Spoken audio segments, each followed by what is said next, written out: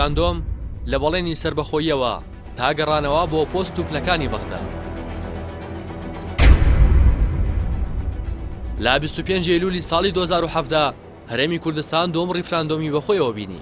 ڕیفراندۆمی ساڵی 2005 نەسوود و نەزیانی بۆ کورد نەبوو، بەڵام ڕیفراندۆمەکەی ساڵی 2017 ژمارەیە کارەساتی مرۆیی و جوگرافی و سەربازی بەسەرگەلی کوردداهێنا. شەڕی داعش و کاریگەری لەسەر ڕیفراندۆم.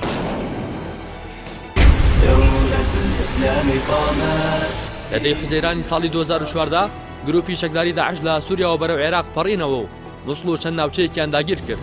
لە سەرەتادا جەنگیان تەنها لەگەڵ هێزا چەکدارەکانی عێراقدا بوو. بانگەشەی ئەوەیان دەکرد کە هاتوون بۆ ڕزگارکردنی سونەکانی عێراق. بەرپرسانی هەرێمی کوردستانیش بە تایبەت پارتی بەناڕاستەوخۆ باسییان لا شەرعەتی داعش دەکرد و دەیانوت ئێستا دراوسەیەکی نوێمان هەیە. بەڵام پاش کەمتر لە 2 مانگ داعش هێرشەکانی بۆ سەر پێشمەرگە دەست پێ کرد کە ئەگەر هێرشی ئاسمانی هاوپەیمانان و کۆماری ئیسلامی ئێران نەبووایە دیار نەبوو چارەنووسی هەولێر چی دەبوو، لەبەر ئەوەی داعش لە مەخمور و لە نزیک هەولێر وەستێنرا. پاش هێرشەکەی داعش هێزەکانی پێشمەرگە خۆیان ڕێخستەوە و بە یارمەتی هاوپەیمانان و ئێران ناوچەیەکی بەرفراوانیان لە دەست داعش ڕزگار کرد و کەرکووک و ناوچە دابڕێراوەکانی هەرێمی کوردستان کەوتنە دەست هێزەکانی پێشمەرگە. مەسعود بارزانی وەک ئاماژەیەک بۆ بەدەستهێنانەوەی ئەو ناوچانە وتی مادەی 140 جێبەجێ کرا. طبعا ئەگەر مادەی 140 جێبەجێ کرابوو کە دەبووە لە ساڵی 2007 جێبەجێ کرابوو ئەم مشکلانە چارەسەر، بەڵام داعش تقریبا چارەسەری کرد.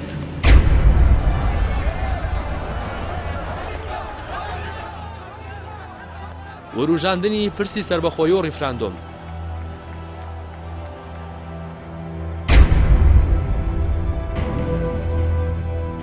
لە 30 حوزەیرانی ساڵی 2014 مەسعود بارزانی پرسی ڕیفراندۆم و سربەخۆیی وروژاند. ئەو کات سەردانی پەرلەمانی کوردستانی کرد و داوای کرد کە بۆ دانانی کۆمسیۆنی سربەخۆی هەڵبژاردن بۆ هەرێمی کوردستان پەلە بکرێت و ئامادەسازی بۆ دەستپێکردنی ڕیفراندۆم بۆ دیاریکردنی چارەنووس بکەن. پەلە بکرێت لە دانانی کۆمسیۆنی سربەخۆی هەڵبژاردن بۆ کوردستان، ئەمە هەنگاوی یەکەمە.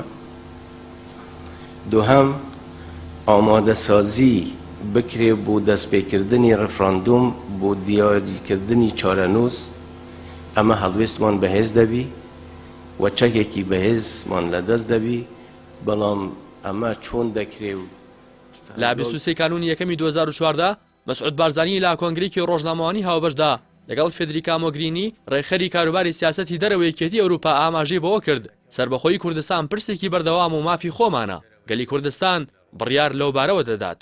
لا چاوپێکوتنێکیشدا لەگەڵ کەناڵی BBC ئینگلیزی ئەوەی ڕاگەیاند کە دەیەوێت لە ماوەی چەند مانگێکدا ڕیفراندۆم بۆ سربەخۆیی کوردستان ئەنجام بدات. لە 6 یاری 2015دا لە میانی وتارێکدا لە نامەندی لێکۆڵینەوەی ئەتڵەنتیک لە واشنگتنی پایتەختی ئەمریکا مەسعود بارزانی سەرۆکی ئەو کاتی هەرێمی کوردستان وتی یەکپارچەی خاکی عێراق بە زۆر ناپارێزرێ، هیچ شتێک ڕێگری لە کورد ناکات چارەنووسی خۆی دیاری بکات، هەرچەندە ناتوانم کاتەکەی دیاری بکەم، بەڵام کوردستانی سربەخۆ بەڕێوەیە.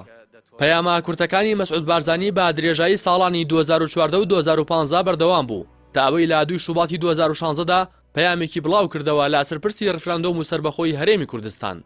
لەو پەیامەدا ڕایگەیاند ئەگەر گەلی کوردستان چاوەڕێی ئەوە بێت خەڵکی تر مافی سربەخۆیی وەک دیاری پێشکەش بکات ئەوە هیچ کات سربەخۆیی بەدەست ناهێنێت. بارزانی وتی دەرفەتەکان لەبارن بۆ ئەوی گەلی کوردستان لە ڕێگەی ڕیفراندۆمەوە بڕیار لە چارەنووسی خۆی بدات.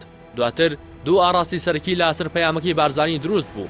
ئاراستی یەکەم بە تەواوەتی پشتگیری ناوەڕۆکی پەیامەکەی دەکرد و پێی وابوو ڕیفراندۆم و زانینی ڕایگەلی کوردستان بۆ دیاریکردنی چارەنووس مافێکی ڕەهایە و پێویستی بە زەمینەسازی نییە.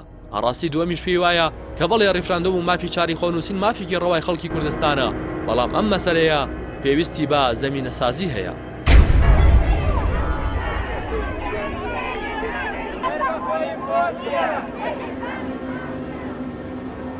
زەمینەی پەیامەکانی بارزانی بۆ ڕیفراندۆم و سربەخۆیی. ڕیفراندۆم و سربەخۆیی بەر لە هەر شتێک پێویستی با یەکدەنگی نێوماڵ و تەبایی لایەنەکان هەیە، بەڵام پەیامەکەی بارزانی لەسەر ڕیفراندۆم لە کاتێکدا بوو کە 16 مانگ بوو دەرگای پەرلەمانی کوردستان بەڕووی سەرۆکەکەیدا داخرا بوو، تەنانەت چوونە هەولێریشی لێ قەدەغە کرا بوو. هەروە حکومەت یاریەم بە ناردناماڵەوەی 4 وەزیری بجووتنەوەی گۆڕان ئیفلیج کرا بوو. نێوانی کۆمەڵی ئیسلامی و پارتی دیموکرات ئاڵۆز بوو. پارتی هیچ پەیوەندێکی سیاسی لەگەڵ بجووتنەوەی گۆڕان و کۆمەڵی ئیسلامیدا نەبوو، تەنانەت لق و ناوچۆمە کۆکانیشیان سەردانی یەکدیان نەدەکرد.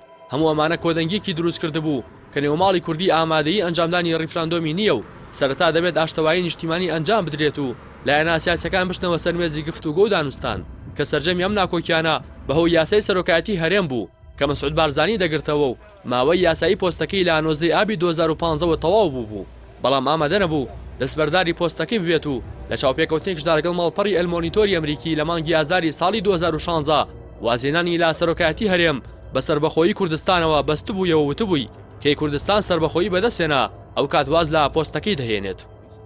لەو کاتەدا کاراکردنەوەی پەرلەمان مەرجی سەرەکی کۆمەڵی ئیسلامی و بزوتنەوەی گۆڕان و بەشێکی یەکێتی بوو بۆ بەشداریکردن لە گفتوگۆکانی ڕیفراندۆم بەڵام پارتی چەند جارێک جەختی لەوە کردەوە بەبێ کاراکردنەوەی پەرلەمانیش دەتوانن ڕیفراندۆم ئەنجام بدەن و ئەو پرسا بۆ هیچ کێشەیەک پەک ناخن.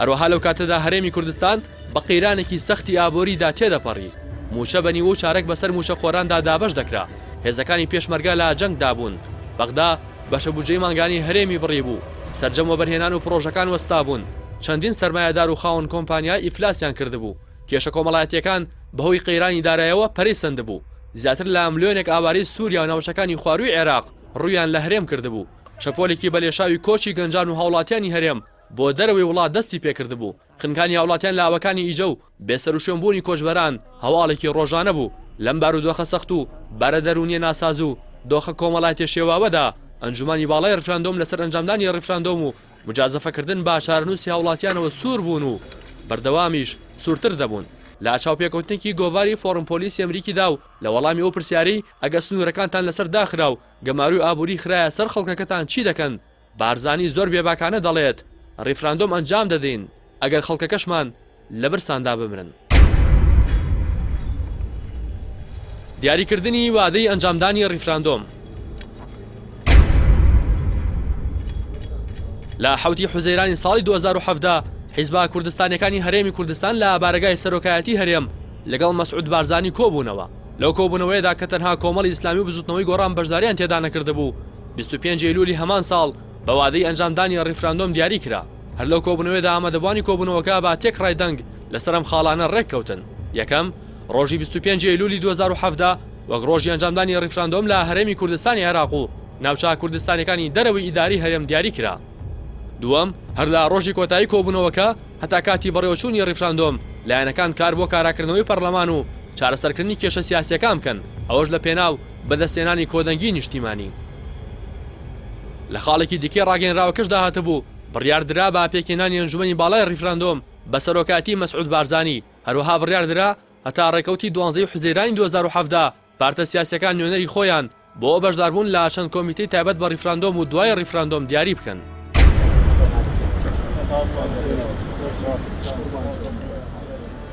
کاردانەوەکانی دیاریکردنی کاتی ڕیفراندۆم کاردانەوە نێوخۆیەکان لە پاش دیاریکردنی وادی ئەنجامدانی ڕیفراندۆم کۆمەڵی ئیسلامی و بچوتنەوەی گۆڕان لە 11 تەمووز ڕاگەندراوێکیان بڵاو کردەوە ڕایان گەیاند پاش دوو کاتژمێر و 30 خولەک لە کۆبوونەوە هەردوو لا جەختیان لەسەرم خاڵانی خوارەوە کردوتەوە یەک مافی سربەخۆی گەلی کوردستان مافێکی سروشتی و ڕەوای خەڵکی کوردستانە دوو ڕیفراندۆم هەنگاوێک بێ بۆ ڕاگەاندنی دەوڵەتی سربەخۆی کوردستان بە ناوچە کوردستانیە دابڕێنراوەکانەوە بەڵام سەرنج و تێبینی جدیمان لەسەر ڕێکار و میکانیزم و ئامادەسازیەکانی ئێستا هەیە سێ پێویستە دامەزراوەکانی هەرێمی کوردستان لەسەر و هەمویانەوە پەرلەمانی کوردستان بێ هیچ مەرجێک ئاسایی بکرێتەوە و کارەکانی خۆیان بێ هیچ لەمپەرێک ئەنجام بدەن چوار هەڵبژاردننی گشتی لە کاتی خۆیدا بکرێ و ڕیفراندۆم بۆ دوای هەڵبژاردن دوا بخرێ پێنج بەدیهێنانی ئاشتەوایی ناوخۆ و یەکدەنگی نیشتیمانی لە ئەسەر پرسە شار و ساز و نیشتیمانیەکان لە ڕێوەتوێژی نێوان هێزا سەرکیەکانی هەرێمی کوردستان کۆمەڵی ئیسلامی و زوتنەوەی گۆڕان بایکۆتی هەموو کۆمیتە و لیژنەیەکی ڕیفراندۆمیان کردو دەیانوت دەبێت لە جێگای لیژنە و دامەزراوە حیزبیەکان پەرلەمان کارا بکرێتەوە و لەوێەوە بڕیار لەسەر پرسێکی چار و سازی وەک ڕیفراندۆم بدرێت لە 4 ئەیلولیش کۆمەڵی ئیسلامی و بزوتنەوەی گۆڕان کۆبوونەوە و جەختیان لە دواخستنی ڕیفراندۆم بۆ کاتێکی گونجاوتر کردەوە لە 20 هەمان مانگو 5 ڕۆژ پێش ئەنجامدانی ڕیفراندۆم کۆمەڵی ئیسلامی و بزوتنەوەی گۆڕان ڕاگەنراوێکی دیکەیان بڵاو کردەوە وتیان ئەنجامدانی ڕیفراندۆم لەم بارودۆخە ئاڵۆز و پڕ لە قەیران و ئایندەنا دیارەدا نەکتەنها خزمەتی ئەو استراتیژە ناکات بەڵکو هەنگاوێکی مەترسیدارە لەسەر ئێستا و ئایندەی گەلەکەمان چونکە یەکەم ئەگەر ڕیفراندۆم وەکەوەی بڕیاری لێدراوە لە کەرکووک و ناوچە کوردستانیە دابڕێنراوەکان ئەنجام بدرێ دەبێتە مای شەڕ و پشێوی و لە دەستدانی ئەو ناوچانە کە بە هەزاران قوربانیمان لە پێناویاندا داوە خۆگە ڕیفراندۆم لەو ناوچانە ئەنجام نەدرێ ئەوا بەدەستی خۆمان دەستبەرداری نزیکەی نیوەی ڕووبەری کوردستانی باشوور دەبین. دووەم، شەڕ و ڕوبەڕووبوونەوەی نێوان هێزی پێشمەرگە و هێزەکانی عێراق و گروپا چەکدارەکان دەبێتە مایەی تێکچوونی باری ئاسایش لە زۆربەی ناوچەکانی کوردستان. ئەم هەنگاوە نەک نابێتە مایەی خۆشگوزەرانی خەڵک، بەڵکو ژیانیان سەختتر و باری سەرشانیان قورستر دەکات. سێیەم، رسێکی گەورەی تر دەکەوێتە نێو ڕیزەکانی گەلەکەمان بەهۆی هەڵوێستی جیاوازی ئێستای خەڵک سەبارەت بە ڕیفراندۆم. دواتر ساڕەشکردنی ئەو برینە کاتێکی زۆری دەوێت و دەرهاویشتەکانی ترسناکن. کۆمەڵ و گۆڕان لەو ڕاگەندراوە هاوبەشەدا داوایان کرد بەدیل و پێشنیارەکانی ئەمریکا وڵاتانی هاوپەیمانان قبول بکرێت و دەڵێن لەم سۆنگەیەوە و بۆ دەربازبوون لەم بارودۆخە ئاڵۆز و نادیاری گەلەکەمان تێکەوتووە و لە هەستکردن بە بەرپرسیارەتی ئاینی و نیشتیمانیوەتەوەیەوە داوا دەکەین پێشوازی لەو دەست پێشخەریەی کۆمەلگای نێودەوڵەتی بکرێ. هەروەها جارێکی تر بە پێویستی دەزانین دووپاتی بکەینەوە و پێشتریش لا دوو ڕاگەندراوی هاوبەشدا داوامان کردووە کە ڕیفراندۆم دوا بخرێت و زەمینەی لەبارەی بۆ بڕەخسێنرێت بە گێڕانەوەی یەکڕێزی و تەبایی نێوان هێز و لایەنە سیاسیەکان و چاکردنی بژێوی و ژیانی خەڵکو و گێڕانەوەی شکۆ بۆ دامەزراوە شەرعیەکانی کوردستان، پاشان ڕەخساندنی زەمینی ناوچەی و نێودەوڵەتی بۆ ئەنجامدانی ئەو پرۆسەیە لە کات و هەلومەرجێکی گونجاودا کە سربەخۆیی بەدوای خۆیدا بهێنێت و ئەگەری مەترسیەکان کەمتر بکاتەوە. هەنگاونانێک شوێن پێی خۆت نەبینی ڕەنگە هەڵدێرانی بەدوادا بێ. ئێمە ترسی هەڵدێرانەکەمان هێگەنا لەگەڵ هەر هەنگاوێکین بەرەو سربەخۆیی. هەڵوێستەکانی مامۆستا عەلی باپیر لەسەر ڕیفراندۆم.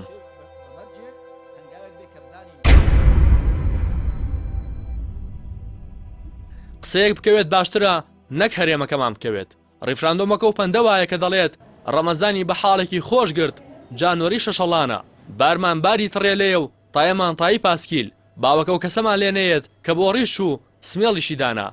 هەنگاونانێک کە بە چاوی خۆت نەبینی هەڵدێرانی بەدوادا دێت.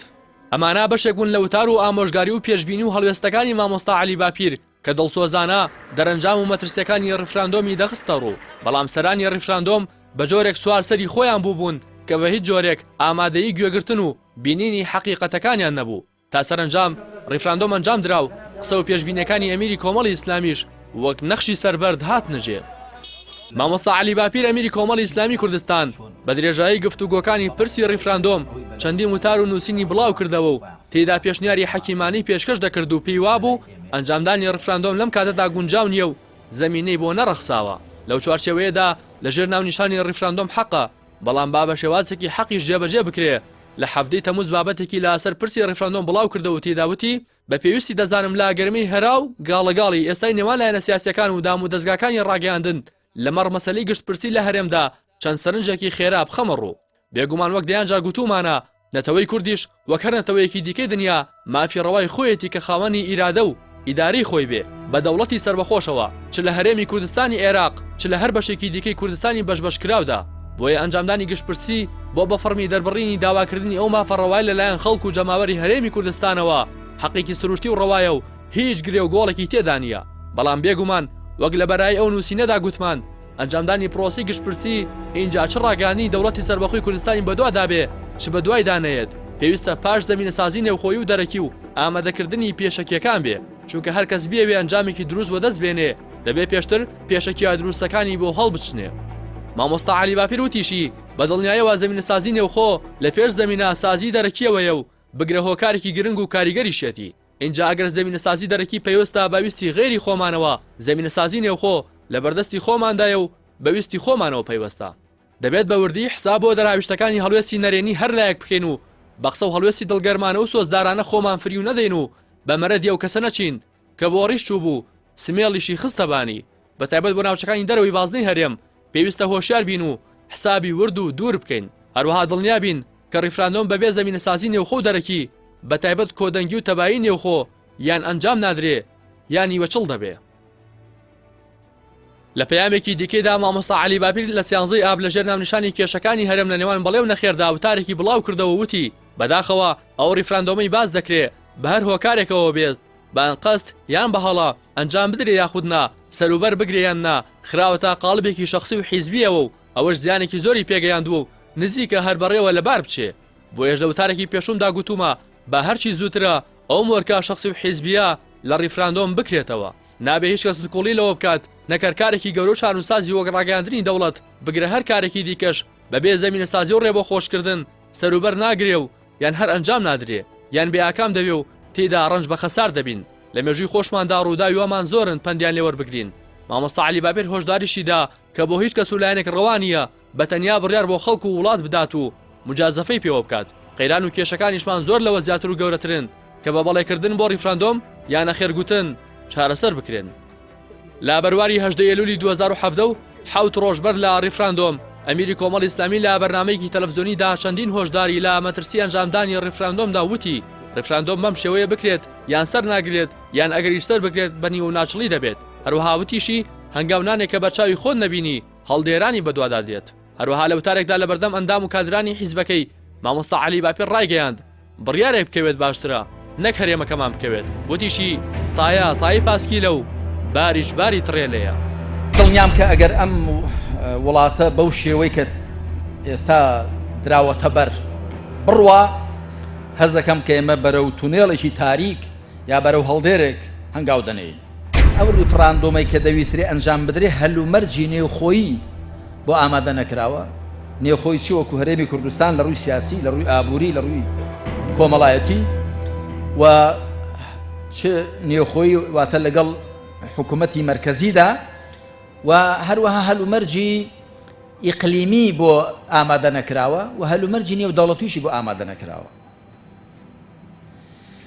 بۆیە ئێمە مەترسی ئەوەمان هەیە کە بە حساب دەمانوێت هەرێمەکەمان بکەینە دەوڵەت وەکو من لە نووسینێکدا گوت بووم دەترسم کە وەکو کابرامان لێبێ کە بۆ ڕوشی چوو بسمێڵشی لەسەردانان هەلومەرجی هەرێمایەتی و نێودەوڵەتی بێمە ناڕەخسێندرێ خۆی نێوخۆمان بێمە دەڕەخسێندرا هەنگاونانێک شوێن پێی خۆت نەبینی ڕەنگە هەڵدێرانی بەدوادا بێ ئێمە ترسی هەڵدێرانەکەمان هێگەنا لەگەڵ هەر هەنگاوێکین بەرەو سەر بەخۆیی و بەڵێ بۆ هەر هەنگاوێک دەکەین بەرەو سەر بەخۆیی بەڵام بە مەرجێک هەنگاوێک بێ کە بزانین پێدەشەسپێنی و هەڵنادێرێ کوردەواری دەڵێن قسە بکە جێ بگرێ ڕبە بە پێوە سەر بگرێ قسەیەک کە بزانی جێ ناگرێ بڕیارێک کە دەزانی جێ ناگرێ زەرەری لە قازانجی زیاترە بڕیارەکە بکەوێ باشتر نەک هەرێمەکەمان بکەوێ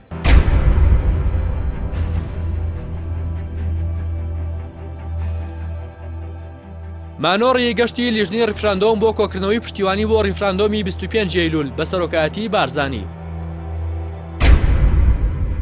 لە 11 تەموزی 2017 لیژنەی ڕیفراندۆم کە پێک هاتبوون لە مەسعود بارزانی و نەجمەدین کەریم ئەندامی مەکتەبی سیاسی یەکێتی و هۆشار زێباری ئەندامی مەکتەبی سیاسی پارتی و محەممەد داودیانی ئەندامی سەرکردایەتی یەکگرتووی ئیسلامی و نوێنەری تورکمان و مەسیحی و ئێزیدیەکان گەشتە پەرلەمانی ئەوروپا لە میانی وتاری خۆیدا مەسعود بارزانی هێرشی توندی کردە سەر بزوتنەوەی گۆڕان و بە سوتاندنی بارگاکانی پارتی و هەوڵی کودەتا تۆمەتباری کردن لە بەرامبەریشدا بزوتنەوەی گۆڕان بە توندی وەڵامی بارزانی دایەوە ڕایگەیاند مەسعود بارزانی کۆمەڵی قسەی ناڕاست و تۆمەتی ناڕەوای خستۆتە پاڵ بزوتنەوەی گۆڕان قسەکانی بارزانی نەک تەنیا دەرزێکی تری خستە ناو ڕیزەکانی گەلی کوردستانەوە بەڵکو وێنەیەکی ناشرینی کوردستانی نیشانی دۆستەکانمان لە ئەوروپادا لە حوت یاب ئەنجومەنی باڵای ڕیفراندۆم کۆبوویەوە و بڕیاری پێکێنانی شاندێکی دانوستانی لەگەڵ بەغدا پەسەند کرد وەفدەکەش لەلایەن فواد حسێن سەرۆکی ئەو کاتی دیوانی سەرۆکایەتی هەرێم سەرۆکایەتی دەکرا کە دواتر بوو بە کاندیدی پۆستی سەرۆکۆمار و لە ئێستاشدا وەزیری دارایی حکوومەتی عێراقا بەڵام وەفدەکە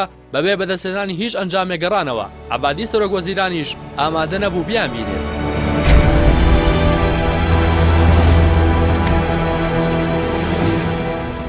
کاردانەوە جیهانیەکانی دیاریکردنی وادەی ڕیفراندۆم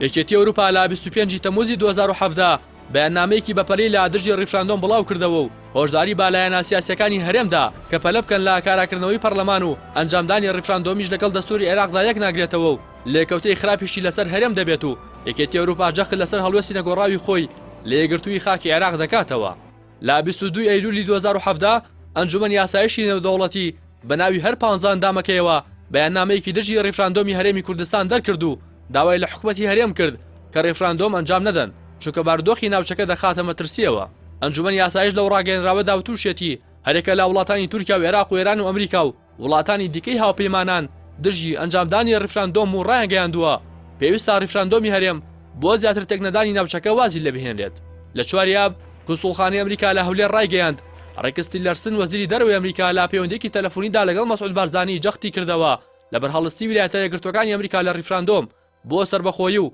پەیامی پشتگیری بەردەوامی ویلایەتە یەکگرتوەکانی ئەمریکا گەیاند بۆ عێراقێکی دیموکراتی فیدراڵی یەکگرتوو. هەروەها برێت مەگۆرک نێردەی تایبەتی سەرۆکی ئەمریکا بۆ جەنگی دژی تیرۆر لە کۆنگرەیەکی ڕۆژنامەنووسیدا لە 14 مانگی ئەیلول لە هەولێر هەڵوێستی وڵاتەکەی لەسەر ڕیفراندۆم بە شێوەیەکی ڕاشکاوانە باس کردووتی لەگەڵ ئەنجامدانی ڕیفراندۆمی سربەخۆیی هەرێمی کوردستاندا نین و پشتیوانی لێ ناکەن. لە 9 ئەیلول ئەحمەد ئەبولغێد ئەمینداری گشتی کۆمکاری عەرەبی گەشتە هەولێر و لەگەڵ مەسعود بارزانی کۆبوویە و داوای لێکرد کە لە ئەنجامدانی ڕیفراندۆم پاشگەز بێتەوە. لە بەرامبەردا کۆمکاری عەرەبی لە نێوان هەولێر و بەغدا نێوەندگیری دەکات تا کێشەکان بە گفتوگۆ چارەسەر بکرێن. وڵاتانی هەرێمیش دژایەتی خۆیان بۆ ڕیفراندۆم ڕاگەیاند. سعودیا کە لەو کاتەدا تا ڕادەیەک خۆی لە هەرێمی کوردستان و پارتی نزیک خست بوویەوە بەڵام دژایەتی خۆی بۆ ڕیفراندۆم نەشاردەوە و لەو بارەیەوە بەیاننامەیەکی بڵاو کردەوە و داوای لە بەرزانی کرد ڕیفراندۆم دوا بخات.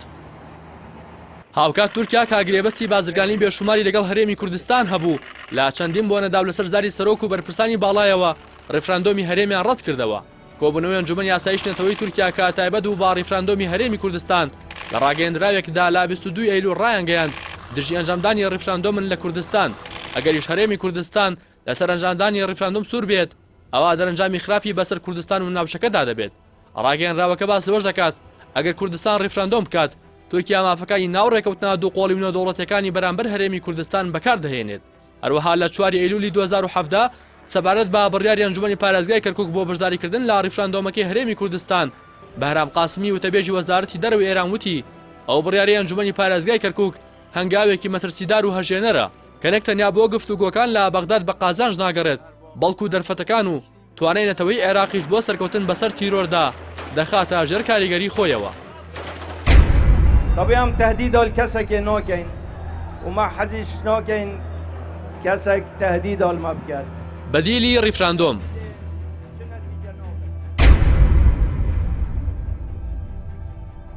لە مانگی هەشدا بانگەشەکانی ڕیفراندۆم دەستی پێکرد. مەسعود بارزانی مەلعەب بە مەلعەب دەگەڕا و دەنگی بەڵی بۆ ڕیفراندۆم کۆ دەکردەوە. هاوکار لەگەڵ چین و توێژە جیاوازەکان کۆ دەبوویەوە و بەڵێنی دەوڵەتی سربەخۆی پێدەدان. لە وتارەکانیدا بارزانی دەیوت ئەگەر ئەو وڵاتانی کە داوای دواخستنی ڕیفراندۆم دەکەن بەدیلێکمان پێشکەش بکەن ئەوە ڕیفراندۆم دوا دەخین. لە بەرامبەرشدا برێت مەگۆرک نێردەی تایبەتی سەرۆکی ئەمریکا بۆ جەنگی دژی تیرۆر لە کۆنگرەیەکی ڕۆژنامەنووسیدا لە 14 ئەیلول وتی ئەو بەدیلەی کە بارزانی داوای دەکات پێیانداوە و چاوەڕی وەڵام دەکەن. مەگۆرک داوای لە حیزبەکانی ئەنجومەنی باڵای ڕیفراندۆم کرد کە بەجددی بیر لەوە بەدیلە بکەنەوە. هەروەها ئەمریکا و بەریتانیا نەتەوە یەکگرتوەکان بەدیلی ڕیفراندۆمیان خستە بەردەم مەسعود بارزانی بەڵام ئەنجومەنی باڵای ڕیفراندۆم لە کۆبوونەوەیەکدا بەدیلەکەی ڕەت کردەوە. بارزانی لە قەزای سۆران و لە میانی بانگەشەی ڕیفراندۆمدا لە 19 ئەیلول و 6 ڕۆژ پێش ڕیفراندۆم وتی ئەگەر تا 2-3 ڕۆژی دیکە و بەدیلەمان بەدەست گەشت ڕۆژی 25 ئاهەنگ دەگێڕین و ئەگەر ئەو بەدیلە نەگەشت ڕیفراندۆمی خۆمان دەکەین. لە 15 ئەیلول و ڕۆژە پاش کۆبوونەوە لەگەڵ برێت مەگۆرک کە بەدیلی ڕیفراندۆمی پێشکەش کردبوو بڕیاری جواب وەڵام بدرێتەوە. مەسعود بارزانی لە مەراسیمی پشتگیری ڕیفراندۆم لە ئامێدی ڕایگەیاند هەتا ئەمڕۆژ هیچ بەدیلێک پێشکەش نەکراوە. بارزانی لەبارەی هەڕەشەکانیش ڕایگەیاند گوێ بە هیچ هەڕەشەیەک نادەن و حساب بۆ هیچ کەسێکیش ناکەن. سیارامەش بووە نەوەین بێنەمە ڕفراندۆمێ تاجیلکەن چوو بەدیلۆش نەدەن و کۆمە بۆدەیەت هەنگوو کاوی ادعا هەنگوو مافی مرۆڤە کاوی ادعا هەنگوو حقوقی ئینسانە کاو ادعااتێت هەنگوو دیموکراسی کاو ما تصور کرد دێ پاداشتێ گەلێ کوردستانێ نەتیجە خوینەوە هەمە شەهیدە و ئوستوڕە داعشە پێشمەرگۆتێکشکان دێن بێژن گەلی کوردستانی حەقی وەیە مادەم ئەو معارزێ بکەن ئەمیش هەندە حسابێ بۆ ڕایۆ یەک بەشەرن.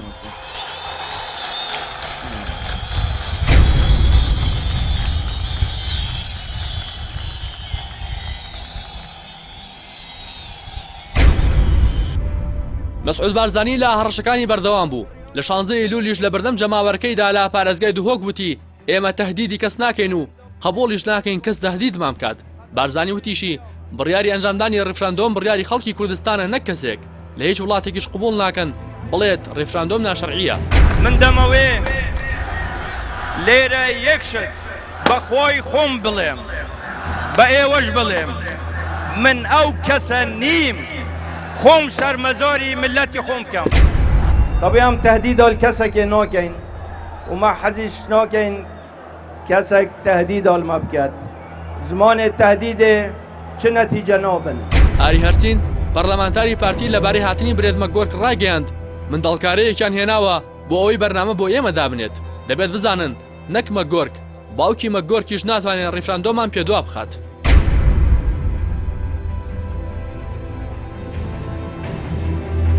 نامەکەی وەزیری دەرەوەی ئەمریکا بۆ بەدیلی ڕیفراندۆم.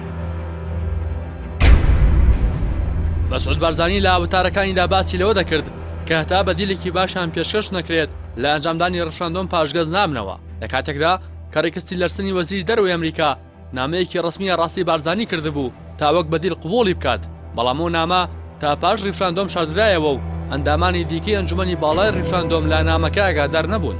لەو نامەیەدا تیلەرسن پێشنیازی ئەنجامدانی دانوستان لە نێوان کوردەکان و بەغدا بۆ دەسەڵاتی خۆبەڕێوەبەری زیاتر و ئەگەری سربەخۆیی بە پاڵپشتی کۆمەلگای نێودەوڵەتی دەکات. بە گوێرەی ڕەشنووسەکانی نامە پێشتر بڵاو نەکراوەکەی ڕۆژی 23 ئەیلولی وەزیری دەرەوەی ئەمریکا بۆ بارزانی پێشنیازەکە بەڵێنی پاڵپشتی ئەمریکا و نەتەوە یەکگرتوەکانی بۆ گفتوگۆیەکی یەکساڵی لە نێوان کوردەکان و حکومەتی بەغدا کردووە بۆ چارەسەرکردنی ژمارەیەک لە پرسە گرنگەکان کە بوونەتە هۆی تێکچوونی ئەو پەیوەندیە لەم چەند ساڵانەی دواییدا. پێگەی هێزا کوردەکانی ناسراو بە پێشمەرگا ڕێکەوتنەکانی تایبەت بە گەشتی ئاسمانی مەدەنی بۆ هەرێمی کوردستان، دابشکردنی داهاتی نیشتیمانی نەوت، پێگەی شاری جێناکۆکی کەرکووک و نوێنەرایەتیکردنی دیبلۆماسی دیبلۆماتکارەکانی بارزانی لە پایتەختەکانی دەرەوەدا لەم پێشنیازەدا هەبوون. لە هەمووی گرنگتر دوایین ڕەشنووسی نامەکەی تیلەرسن دەڵێت ئەگەر دانوستانەکان شکستیان هێنا ئەوەش بەهۆی باوەڕی خراپی بەغداوە، ئەو کاتە ئێمە دان بە پێویستی گشت پرسیەکەدا دەنین. وەزیری دەرەوەی ئەمریکا لە نامەکەدا دەڵێت ئامادەین کارە ئاسانی بکەین بۆ پاڵپشتیکردنی تەواوی لەلایەن ڕێکخراوی نەتەوە یەکگرتوەکان و هاوبەشە گرنگەکانمانەوە وەک بەریتانیا و فەڕەنسا. ئەمە دەرفەتێکی دەگمەنە کە ئێمە بەڕێزەوە داوال لێ دەکەین بۆی ئەڵتەرناتیڤێک بۆ گشتپرسیە پلان بۆ دانراوەکە قبوڵ بکە کە باوەڕمان وایە ئەم گشتپرسیان جامی مەترسیداری دەبێت و تەنانەت دەکرێت ئامانجەکانتان بەرەو دواوە باتەوە. لە بەرامبەر پابەندبوونمان بە یارمەتیدانی ئەم چوارچێوە جددیە بۆ گفتوگۆ وەک ئەڵتەرناتیڤێک بۆ دواخستنی گشتپرسیە پلان بۆ دانراوەکە دوای پابەندبوونی تۆ لەسەرم خاڵانە سنووری هەرێمی کوردستان لە ڕێگەی دانوستانەوە لەگەڵ بەغدا بڕیاری لەسەر دەدرێت. ئەوەش بە گوێرەی ئەم پرۆسەیە لە ئامادەی 140 داهاتووە. ئەمریکا لەگەڵ نەتەوە یەکگرتوەکان و بە هاوکاریکردن لەگەڵ حکومەتی عێراق پاڵپشتی لە پرۆسەیەکی خێرا بۆ چارەسەرکردنی ئەم پرسانە دەکات. ئەوەش لە چوارچێوەیە و کاتەدا لەسەرەوە باس کراوە. هاوتەریب لەگەڵ چوارچێوەکەدا بۆ دانوستاندن لە ماوەی یەک ساڵدا ئێمە پاڵپشتی و کاراسانی بۆ چارەسەرکردنی جێبەجێکردنی ڕێکەوتنەکانی تایبەت بەدەسەڵات و داهات بە شێوەیەکی واتادار و جێبەجێکردنی مادەی 140 و چارەسەرکردنی پرسەکانی دیکەی وەک پێشمەرگا، فڕۆکەوانی، ئاسمانی مەدەنی و نوێنەرایەتە دیبلۆماسیەکان و بابەتەکانی دیکە دەکەین. بەڵام بارزانی ئەم نامەی تیلەرسنی قبوڵ نەکرد و لە 25 ئەیلول ڕیفراندۆمی ئەنجامدا.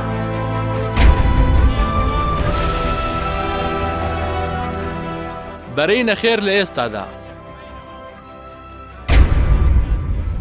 لە هەشتیابی 2017 بە بەشداری چەندین چالاکوان و ڕۆژنامەنووس و پەرلەمانتار و نووسەر و بە سۆرەکاتی شاسوار عەبدولواحید کە ئەو کات تەنها بازرگان و خاوەنی کۆمپانیای نالیا بوو جوڵانەوەی نەخێر لە ئێستادا بۆ ڕیفراندۆم ڕاگەیەندرا و داوایان کرد ڕیفراندۆم لە 25 ئەیلول ئەنجام نەدرێت.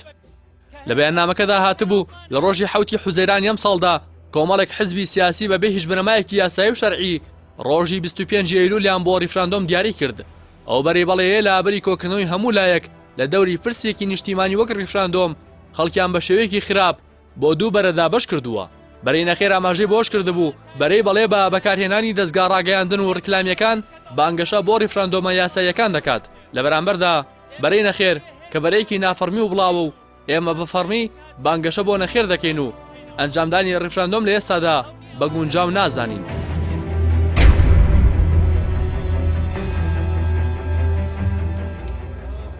بەشداری ناوچە دابڕێنراوەکان لە ڕیفراندۆم لەسەر بەشداریکردنی کەرکووک لە ڕیفراندۆمدا مەترسی زۆر لە کاردانەوەکانی عێراق و ئێران و تورکیا هەبوو. هەر بۆیە مەڵبەندی کەرکووکی یەکێتی بە زۆرینەی دەنگ بڕیاریدا ڕیفراندۆم کەرکووک نەگرێتەوە. مەڵبەندی کەرکووکی یەکێتی ڕەتی کردەوە بەشداری بانگەشەی ڕیفراندۆم کات و ڕایان گەیاند مەترسی لەسەر کەرکووک دروست دەبێت و ئامادەکاری نەکراوە. بۆ هۆیشەوە خەڵکی کەرکووک و شارەکە دەکەوێتە مەترسی. بەڵام بە پێداگیری پارتی و نەجمەدین کەریمی پارێزگاری پێشوو ڕیفراندۆم پارێزگای کەرکووکیشی گرتەوە. ئەمە شێکێتی نیشتیمانی لە نێو خۆدا بەسەر دوو بەرەدا دابەش کرد. لە 12 ئەیلول مەسعود بارزانی گەشتە کەرکووک و جەختی لە ئەنجامدانی ڕیفراندۆم کردەوە و وتیشی ڕیفراندۆم کەرکووک دەگرێتەوە. جێگری بەرپرسی مەڵبەندی یەکێتی لە کەرکووک لەسەر ئەو سەردانە دەڵێت لەو کۆبوونەوەیە کۆمەڵێک برادر بەشداری کۆبوونەوەکەیان کرد هەمویان لە ئاستی بەرپرسیارەتیدا بوون وەک دکتۆر نەژمەدین و شێخ جەعفەر و ئاسۆ مامەند و کەمال کەرکووکی ئاسۆ مامەند زۆر بەجددی باسی کەرکووکی کرد و هەموو ئەو مەترسیانی خستە ڕوو کە ئێستا ڕوویان داوە وتی ئەم ریفراندۆمە زەرەری گەوری تێدا دەکەین دەڵێت منیش ڕاستپێردراوەکانی مەڵبەندم بۆ بارزانی خوێندەوە و پێم وت ئێمە تکال لێ دەکەین کەرکووک ئەو بارودۆخە هەڵناگرێ ئەو برادرانی کە ئازانیاری دەدەن بە تۆ ڕازگۆ نین با ریفراندۆم کەرکووک نەگرێتەوە بەڵام وەک باسی دەکات بارزانی لەسەر ئەنجامدانی ریفراندۆم و بەشداری کەرکووکی شتیدا سوور بووە بە قەنەعەتی من سنوورەکان داناخرێن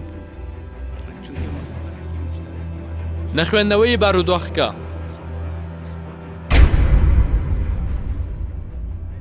چەندین جار بەرپرسانی پارتی ڕەتیان دەکردەوە کە ریفراندۆم شەڕ بە دوای خۆی دابێنێت و باسییان لەوە دەکرد ریفراندۆم حکوومەتی عێراق ناچار بە دانوستان و گفتوگۆ دەکات ئەگەر سەری گرت خۆمە نیعمەتێکە و ئینشاءالله بپۆشن بە کەیفی خۆتان دەوڵەتی خۆتان ئەگەر سەری نەگرت کاکی ئەوانەی کە هەر لە ئێستەوە ئەڵێن ئێمە لەگەڵ ئەوەنین و خەتەرە و وا دەبیتن و سنوور دەگیرێ و لە برسان دەمرین ئێوە وەختە ڕێگۆ کرەوەیە سنوورەکان بکەنەوە ئەمە بەغدا ئەمە ڕێگەی هەموو ئەوە بڵێن ئەم کابرا شێت بووە سۆری سەری خۆی بوو هەموو خەتای ئەو بوو ئەو وەختە من حاضرم بۆ ئەم مەسەلەیە سرم لەسەری دابنێم و بۆ خەڵکی تریش بۆ خۆی ئیدارای خۆی بکات بەڵام یەک حەقیقەت هەیە بی ئێمە هەموو بزانین ئێستا ساڵەکانی شەستەکان و هەفتەکان و هەشتەکان نییە زۆر بەرژەوەندی تێکەڵ بوون دنیا گۆڕاوە وەزە گۆڕاوە یعنی کوردستان ئەوەندە وەرەقەیەکی لاواز نییە کە هەر خەڵک هەر کەسێک بیاوێ بە کەیفی خۆی یاری پێ بکات ئێمە نابێ خۆمان بە لاواز بزانین خۆمان بە ڕەنگە ئێمە ئەگەر وای لێ هات ئێمە زەرەر بکەین بەڵام خەڵکی تری زەرەرە کات و من شخصی ئومێدەوارم قەنەعەتیشم وایە کە ممکنە فترەیەک هەندێک ناڕازی بن گەف و گوڕمان لێ بکەن تۆزێ دێ محاولە بکرێن دێ کۆسپ و تەگەرە دروست بکرێت بەڵام بەخۆ دنیا هەموو خەڵک مەساڵحی خۆی دەوێت ئەم دەوڵەتانەش هەموو دەوڵەتی پراگماتین لە نەتیجە لەگەڵ ئەمری واقع تەعامل دەکەن بەڵام ئەگەر ئێمە چاوەڕوانیەوە بین هەموو دەوڵەتانی دەوروبەری ئێمە و ئەوروپا و ئەمریکا هەموو بڵێن زۆر باشە فەرم و بچن وەڵڵاهی تا دنیای ئێمەوە نابین سبەینێ بێن پێمان بڵێن لە خانەقین و کەرکووک و شنگار و مەخمور و ئەو ناوچانە هەمووی دەرچن چیان پێدەڵێ دەرچین بە چ ڕوویەک ئێمە ڕووبەڕووی خانەوادەی ئەو شەهیدانە ئەو میلەتە دەبینەوە چ بە خۆی خۆمان دەڵێن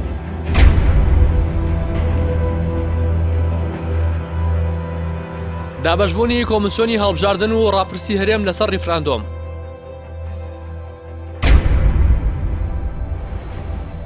کۆمسیۆنی باڵای سەربەخۆی هەڵبژاردن و ڕاپرسی کوردستان لە پێنج لایەنە سەرەکیەکەی هەرێم پێکاتووە بەم شێوەیە پارتی دیموکرات 3 کۆمسیار یەکێتی نیشتیمانی 2 کۆمسیار گۆڕان 2 کۆمسیار کۆمەڵی ئیسلامی 1 کۆمسیار یەکگرتووی ئیسلامی 1 کۆمسیار مەسعود بارزانی لە نووسراوێکدا داوای لە کۆمسیۆنی هەرێم کردبوو کە 25 ئەیلول وەک کاتی ریفراندۆم دیاری بکات بەڵام ئەنجومەنی کۆمسیارانی کۆمسیۆنی باڵای سەربەخۆی هەڵبژاردنەکان و ڕاپرسی بوون بە 2 بەشەوە و نوێنەرەکانی کۆمەڵ و گۆڕان و یەکێتی کە 5 کۆمسیاریان دەکرد دژی دیاریکردنی 25 ئەیلول بوون بۆ ئەنجامدانی ریفراندۆم تا سەرنجام لە پاش 2 کۆبوونەوە و لا کۆبوونەوەی سێمدا یەکێک لا کۆمسیارەکان یەکێتی چۆپاڵ نوێنەرانی پارتی وێگرتو بەمە ژمارەیان بوو بە 5 ئەندام و 25 ئەیلولیان وەک وادەی ریفراندۆم بە زۆرینەی دانگ دیاری کرد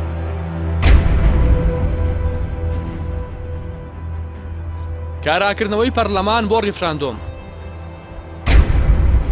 لە سەروبەندی نزیکبوونەوەی 25 ئەیلول کاراکردنەوەی پەرلەمان پرسی گەرمی نێوان هێزە سیاسیەکان بوو چەندین کۆبوونەوە لە نێوان 5 هێزە سەرەکیەکەی هەرێم پارتی و یەکێتی و گۆڕان و کۆمەڵ و یەکگرتوو بەڕێوە چوو بەڵام نەگەشتنە ئەنجام بڕیاردرا بوو شەوی 15 ئەیلول پەرلەمانی کوردستان پاش 2 ساڵ لە پەخستنی یەکەم کۆبوونەوەی خۆی ساز بکات دیار نەبوو ئایا فراکسیۆنەکانی کۆمەڵ و گۆڕان بەشداری دەکەن یاخود نا بەڵام بیلال سلێمان بەرپرسی ناوەندی حکوومەت و پەرلەمانی کۆمەڵی ئیسلامی لە پەیامێکدا ڕایگەیاندبوو دەمانەوێت پەرلەمان کار بکات نەک بەکار بهێنرێت ئەمە ئاماژەیەکی ڕوون بوو کە کۆمەڵی ئیسلامی لاگەڵ کاراکردنەوەی بەم شێوەی پەرلەمان نییە دوجارێکێتی نیشتیمانی ئەندا پەرلەمانەکانی خۆی خستە پاڵ پەرلەمانتارانی پارتی و یەکگرتوو و فراکسیۆنەکانی دیکە و شەوی 15 ئەیلول پاش 2 ساڵ لە پەک خستنی بەبێ بەشداری یوسف محەممەد سەرۆک و فەخرەدین قادر سکرتێری پەرلەمانی کوردستان و فراکسیۆنەکانی کۆمەڵ و گۆڕان پەرلەمانی کوردستان کۆبوویەوە. و لەم چەند ڕۆژەی ڕابردوودا کە پەرلەمان بە حساب کارا کرایەوە تەنیا بۆ ئەوە بوو کە ئەو بڕیارەی لە ئەنجومەنی باڵای ریفراندۆمەوە دەرچووە پەرلەمان بیشەرعێنێ کە ئێمە پێمان وایە ئەوە بە کەمگرتنی پەرلەمانە و نابێ پەرلەمان وا مامەڵی لەگەڵدا بکرێن هەر بۆیە فراکسیۆنەکەی ئێمە نەچوون. لەو کۆبوونەوەی کە 68 پەرلەمانتار بەشدار بوون و 48 پەرلەمانتاریش بەشداریان تێدا نەکرد، پەرلەمانی کوردستان پشتگیری خۆی بۆ پرۆسەی ریفراندۆم دەربڕی. کۆمسیۆنی هەڵبژاردنەکانی هەرێمیشی بۆ ئەنجامدانی پرۆسەی ریفراندۆم لە 25 ئەیلول ڕاستپارد.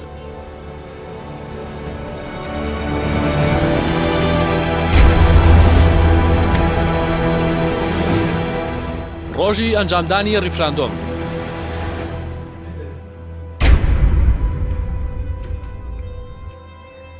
سەرنجام سەرڕای هەوڵێکی زۆری نێوخۆیی و هەرێمی و نێودەوڵەتی بۆ دواخستنی ریفراندۆم، بەڵام لە 25 ئەیلول ریفراندۆمی هەرێمی کوردستان بەڕێوە چوو. لە سەدا 72.16 هاوڵاتیان بەشداریان تێدا کرد. لە ئەنجامیشدا لە سەدا 92.72 بەشدار بووان بە بەڵێو لە سەدا 7.27 بەنەخێر دەنگیاندا. ئەنجامدانی ریفراندۆم کاردانەوەی بەرفراوان و خێرایی وڵاتانی ناوچەکە و زلهێزانی لێکەوتەوە و سەرجەمیان پشتگیری خۆیان بۆ یەکپارچەی عێراق و دانەنان بە ئەنجامی ریفراندۆم دووپات کردەوە.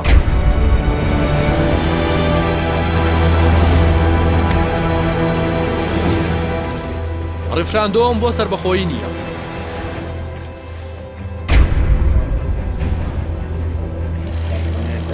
لە پاش دەنگدانی بە بەڵێ بۆ ریفراندۆم، لێچیروان بارزانی سەرۆکی و کاتی حکوومەت هێرێم کە بەشداری هیچ ئاهەنگ و بانگەشەیەکی ریفراندۆمی نەکردبوو ڕایگەیاند ریفراندۆم بۆ جاکردنەوەی سنوور و دروستکردنی دەوڵەت نییە. ئەم قسە هەرزوو پەڕی تۆڕا کۆمەڵایەتیەکان و ڕووپەڕی ڕاگەیاندنەکانی داگیر کردو بە یەکەم هەنگاوی پاش گەزبوونی و بەرپرسانی هەرێم لە بەڵێنی سەربەخۆیی پاش ریفراندۆم دانرا. بە تاکید ئەوەی ئەمڕۆ ئێمە لە هەرێمی کوردستان دەیبینین لە پرۆسەی دەنگدان بۆ سەربەخۆیی ریفراندۆم بۆ ئەوە نییە ئێمە ڕۆژی پاشتر ئەعلانی سەربەخۆیی کوردستان بکەین. بۆ ئەوەش نییە کە حدودەکانی کوردستان بەو ریفراندۆمە دەستنیشان بکەین. ریفراندۆمی ئێمە بە هیچ شێوەیەک بە معنای ئەوە نییە کە 26 مانگ ئێمە ئەعلانی دەوڵەتی سەربەخۆی کوردستان دەکەین. هەروەها مەسعود بارزانی لە 26 ئەیلول و تەنها ڕۆژێ لە پاش ئەنجامدانی ریفراندۆم داوای لە بەغدا کرد کە دەرگای گفتوگۆ دانەخات. وتیشی ریفراندۆم بۆ سەربەخۆیی و فەرزکردنی ئەمری واقع نییە. ئەم ڕێفراندۆمەی ئەنجام دراوە نەبوو فەرزکردنی ئەمری واقعە و نەبوو دیاریکردنی سنوورە، بەڵکو بۆ ئەوە بوو گەلی کوردستان بە شێوەیەکی دیموکراتی و ئاشتیانە ڕێی خۆی لەبارەی چارەنووسی خۆی دەرببڕی. هەروەها پاشکستی ریفراندۆم نێچیروان بارزانی پاش گەڕانەوەی لە فەڕەنسا تەنها لە یەک کۆنگرەی ڕۆژنامەنووسیدا دەجار پابەندبوونی خۆی بە یەکپارچەی خاکی عێراق دووپات کردەوە. دەشڵێت ئێمانوێل ماکرۆن سەرۆکی فەڕەنسا بەڵێنی پێداون دیدارێکی حەیدەر عەبادیان بۆ ڕێک بخات. زۆریش سوپاسی سەرۆکی فەڕەنسا دەکات بۆ ئەو هەنگاوە.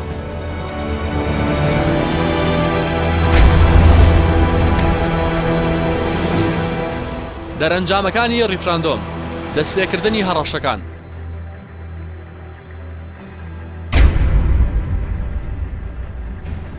پاش ئەنجامدانی ریفراندۆم دەرگای دیپلۆماسی لەسەر هەرێمی کوردستان داخرا. گەشت و هاتوچۆی بەرپرسان و سەرکونسوڵ و وەزیرانی دەروی وڵاتان بۆ هەرێم نەما. جموجوڵ و کۆبوونەوەی هاوبەشی عێراق و ئێران و تورکیا دەستی پێکردبوو.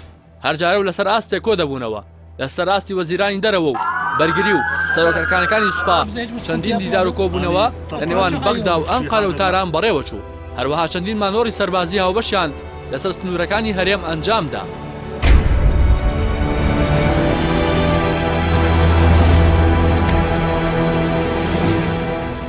بڕیارەکانی ئەنجومەنی نوێنەرانی عێراق دژی ریفراندۆم.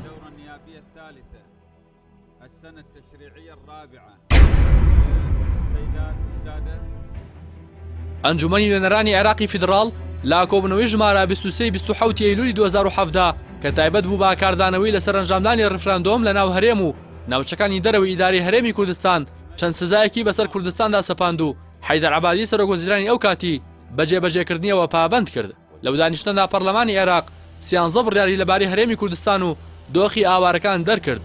زۆربەی زۆری بڕیارەکان وەک سزادانی هەرێمی کوردستان لە کاردانەوەی ڕفراندۆمەکەدا دەرکراون. لەوانە هەڵوەشاندنەوەی ئەنجامی ڕفراندۆم، داخستنی دەواازە سنووریەکان و فڕۆکەخانەکان، گەڕانەوەی کێڵگانەوتەکان بۆ ژێردەسەڵاتی حکوومەتی فیدراڵی، بڵاوە پێکردنی هێزە چەکدارەکان لە ناوچە جێناکۆکەکان. سەرەتا حکوومەتی عێراق داوای لە هێزەکانی پێشمەرگە کرد لە شاری کەرکووک بچنە دەرەوە و بگەڕێنەوە بۆ سنووری بەر لە هاتنی داعش کە بە هێڵی 36 ناسراوە. بەڵام ئەو داوای حکوومەتی عێراق ڕەت کرایەوە. بەرپرسانی هەرێم دەیانوت ئەو ناوچانە بە خوێن کۆنتڕۆڵ کراون و سازشی لەسەر ناکەن. حکوومەتی هەرێم بۆ هێوەربوونەوەی دۆخەکە و ڕێگریکردن لە قوڵبوونەوەی ناکۆکیەکان بڕیاری سڕکردنی ئەنجامی ڕیفراندۆمیدا. بەڵام حکوومەتی عێراق داوای هەڵوەشانەوەی ئەنجامی ڕیفراندۆمی دەکرد و بە هەموو شێوەیەکیش دانوستانی ڕەت دەکردەوە. لا 29 ئەیلولی 2017 حکوومەتی عێراقی فیدراڵ وەکو سزا ڕاگررتنی گەشتە نێودەوڵەتیەکانی لە هەرێمی کوردستان و بۆ هەرێمی کوردستان سەپاند.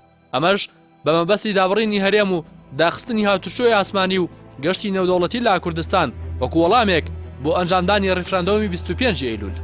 لە دەی تشرین یەکەمی 2017 حەیدەر عەبادی بڵاوکردنەوەی هێزەکانی حکوومەتی فیدراڵی لە ناوچە جێناکۆکەکان ڕاگەیاند.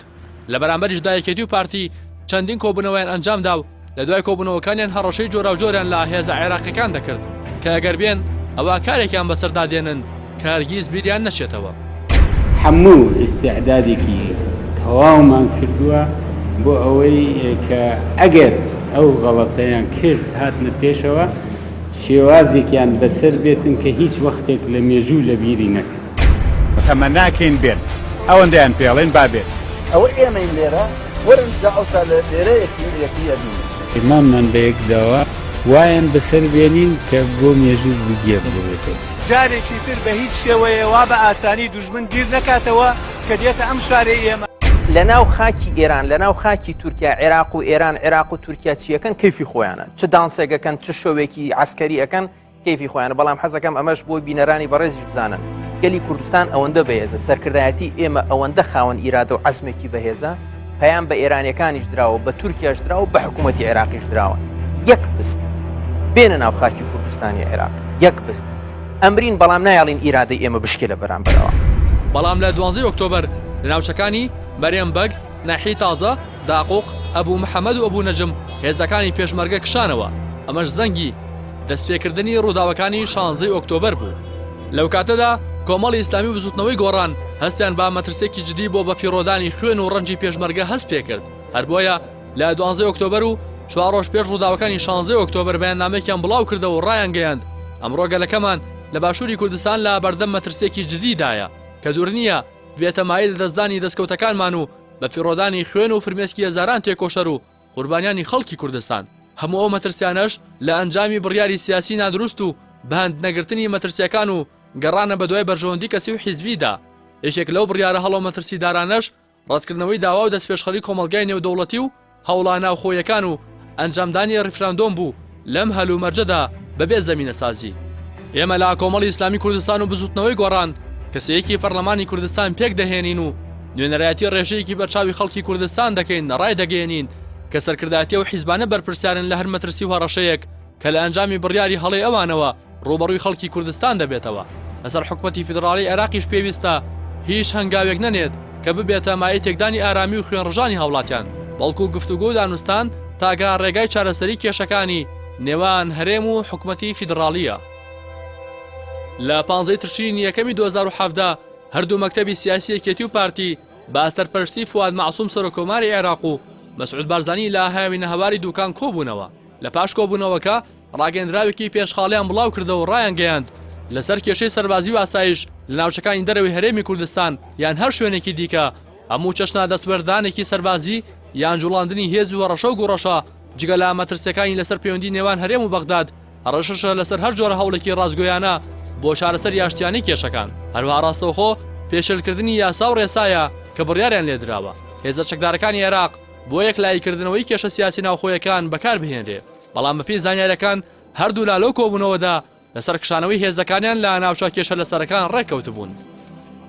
شەوی 16 ئۆکتۆبەر لە کاتژمێر دوو شەو هێرشی هێزە عێراقیەکان بۆ سەر سەنگەرەکانی پێشمەرگە دەستی پێکرد. زۆرێک لە هێزەکان لە سەنگەرەکانیان کشابوونەوە بەڵام لە میحوەری 5 نزیکەی 4 کاتژمێر بەرگری کرا. دواتر کا دڵنیا بوونەوە پێشمەرگە لە میحوەرەکانی دیکە کشاونەتەوە و ئەمانیش بەرگریان پێناکرێت. هێزەکانی میحوەری 5 باش ئەوەی دەیان شەهید و برینداریاندا لە میحوەرەکە کشانەوە. هێزەکانی یەکێتی بۆ سەر شەقامی کەرکووک سلێمانی کشانەوە و هێزەکانی پارتیش بۆ ڕێگەی سەرەکی کەرکووک هەولێر کشانەوە. بەم پێیش سنووری عێراق لەگەڵ یەکێتی بوو بە قەرەهەنجیر و سنووری پارتیش لەگەڵ عێراق بوو بە پردێ.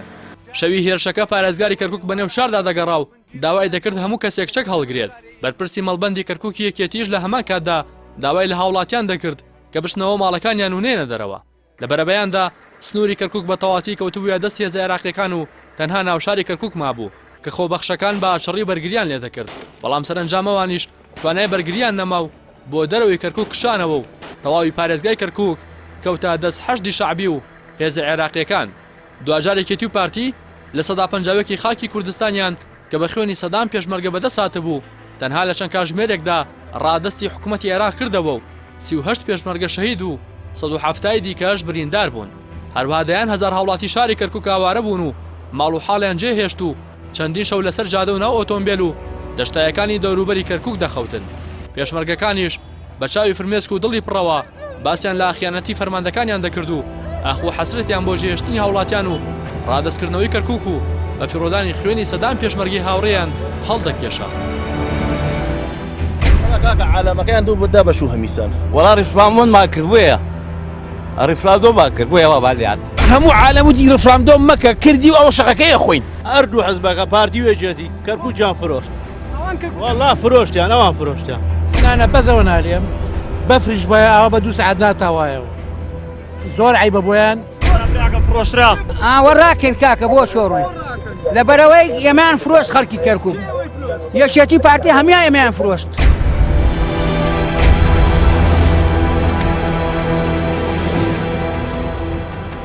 ئەو ناوچانەی کە ڕادەستی حکوومەتی عێراق کرانەوە.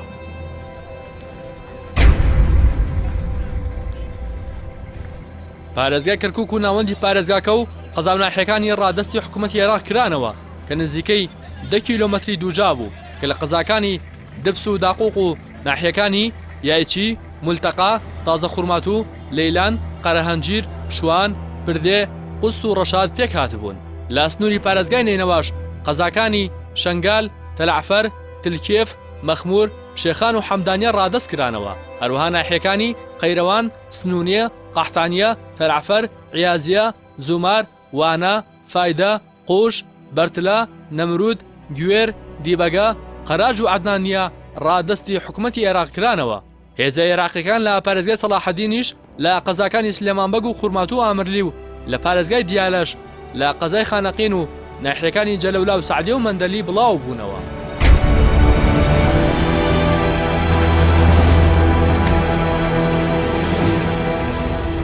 پاش 16 ئۆکتۆبەر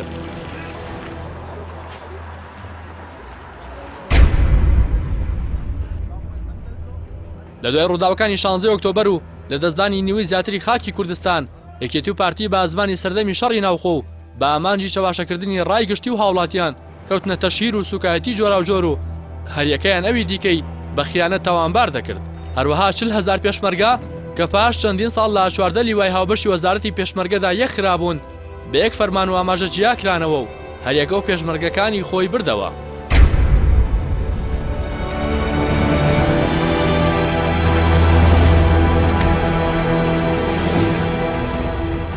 گەڕانەوە بۆ بەغدا.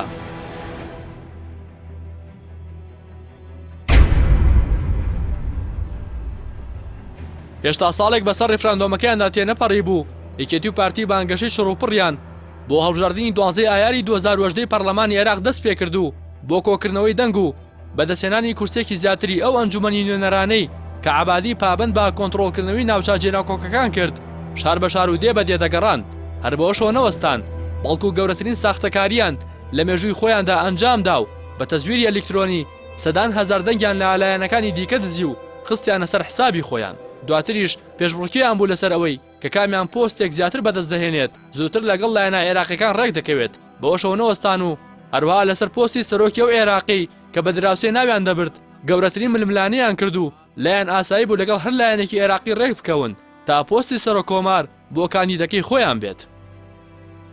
ڕێفراندۆم کە تەنها بۆ حەزی کەسێک ئەنجامدرا دەیان ساڵ دەستکەوت و مافەکانی گەلی کوردی بەرەو دواوە برد و لە ئێستادا کە 2 ساڵ بەسەریدا تێدەپەڕێت کەرکووک و ناوچە جێناکۆکەکان لەژێر دەسەڵاتی سەربازی حەشدی شەعبیدایە و ناوچەکانیش تعریب دەکرێت و هاوڵاتیانی هەرێمی کوردستانیش بە شێوازی جۆرا و جۆر دەچەوسێنرێنەوە.